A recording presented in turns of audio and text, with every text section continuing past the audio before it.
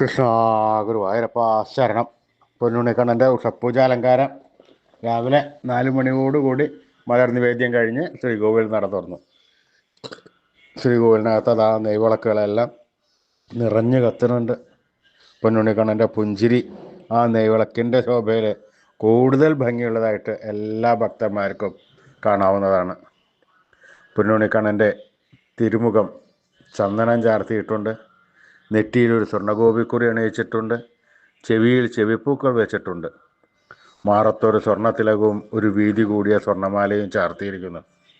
പെണ്ണിൻ കിങ്ങിണി കെട്ടി പട്ടുകോണകം ഉടുത്ത് ഒരു പീതാംബരപ്പട്ട് ഞൊറിഞ്ഞെടുത്തിട്ടുണ്ട്. കയ്യിൽ ഓടക്കുഴലും താമരയുമുണ്ട്. സ്വർണ്ണ കിരീടം ചാർത്തി കിരീടത്തിന്മേൽ 3 തിരുമുടിമാലകളും 2 വലിയ വനമാലകളും ചാർത്തിയിരിക്കുന്നു. ആ പൊന്നുണ്ണിക്കണ്ണൻ പുഞ്ചിരിച്ച് നിൽക്കുന്ന ആ രൂപമാണ് നട തുറന്ന സമയത്ത് ഭക്തന്മാരെല്ലാവരും കാണുന്നത്. കണ്ണൻ്റെ പുഞ്ചിരിയിൽ അവർ മയങ്ങി ആ കണ്ണനെ ആനന്ദത്തിൽ ആറാടി ആ കണ്ണൻ്റെ അടുത്തേക്ക് അതാ ഓടി ഓടി ഓടി പോകുന്നു. ആ കണ്ണനെ ഒന്ന് ഓടിച്ചെന്ന് കെട്ടിപ്പിടിക്കാൻ പല ഭക്തന്മാർക്കും തോന്നുന്നുണ്ട്. അത്രയും സുന്ദരനായിട്ടാണ് പൊന്നുണ്ണി കണ്ണനെ അലങ്കരിച്ചിരിക്കുന്നത്.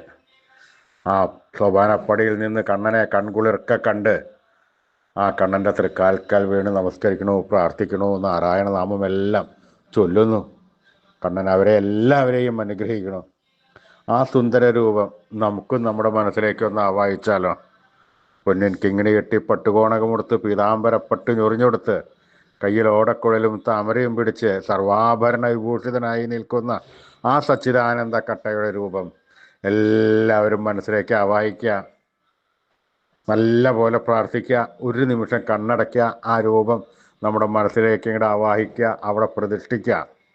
ആ കണ്ണനൊന്ന് കൂട്ടിപ്പിടിച്ച് നിർത്തുക. ആ കണ്ണനുമായി കുറച്ച് നേരം സംസാരിക്കുക, വർത്തമാനം പറയുക. എന്തു വേണമെങ്കിലും നമുക്ക് ആ സമയത്ത് പറയാം.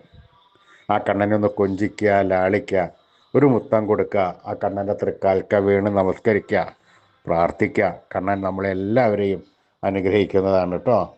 എല്ലാവരും നാമം ചൊല്ലിക്കോളൂ. നാരായണ നാരായണ നാരായണ. സ്നേഹത്തോടുകൂടി, ഭക്തിയോടുകൂടി, വിശ്വാസത്തോടുകൂടി കണ്ണനെ വിളിച്ചു കഴിഞ്ഞാൽ കണ്ണൻ അത് കേൾക്കാതിരിക്കാൻ പറ്റില്ല. ആ വേണ്ട സമയത്ത് കണ്ണൻ നമ്മുടെ അടുത്തേക്ക് ഓടി വന്ന് നമ്മളെ കെട്ടിപ്പിടിച്ച് വേണ്ടതെല്ലാം വാരിക്കോരി നമുക്ക് തരും. അതുറപ്പാണ്. അപ്പോൾ എല്ലാവരും സ്നേഹത്തോടുകൂടി, വിശ്വാസത്തോടുകൂടി ഭഗവാന്റെ നാമങ്ങൾ ചൊല്ലിക്കോളൂ. ഉറക്കെ ഉറക്കെ ചൊല്ലിക്കോളൂ. നാരായണ നാരായണ നാരായണ നാരായണ.